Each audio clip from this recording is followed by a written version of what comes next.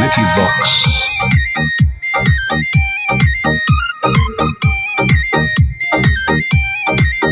ढेर कइले हकी अति अब होतो तोरा छती छौड़ा माथावा में बांध के तू घूम रे कपन बनो हकी खाला नायक साथे घूमो हो विधायक अरे इसे छौड़ा तोर बड़ा हकमा लेके हथियार करो हकी तू शिकार ढेर बनो हकी रंगादार के भातार पंडित जी से छौड़ा तोर देखलियो बाटारा कुंडली में लिखल हो तोर जेल यात्रा कुंडली में लिखल हो तोर जेल यात्रा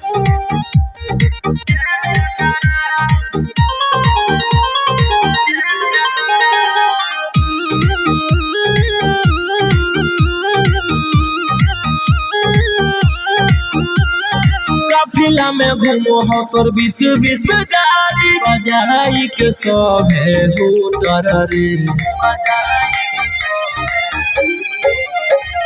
यूपी बिहार झारखंड में हो खौफ मचैले तोरे गए के शूटर रे दागी पीतल के दाना छाती डैमेज करो ही सब जिला के थाना तो ही मैनेज करो ही देही औनी यूज तोरा हको खतरा कुंडली में लिखल हो तोर जेल यात्रा कुंडली में लिखल हो तोर जेल यात्रा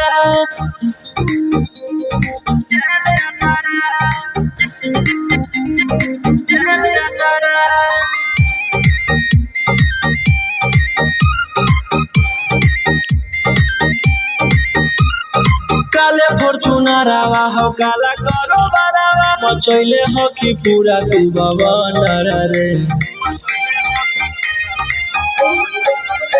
बिहार सरकार गड़ैले हटो नजर फेल दे तो जल्दी अंदर रे AK-47 लेके छूटा चरो ही मन में आबो हो जे छौड़ा उहे करो ही रोशन रोही कराई के बढ़ई मातारा कुंडली में लिखल हो तोर जेल यात्रा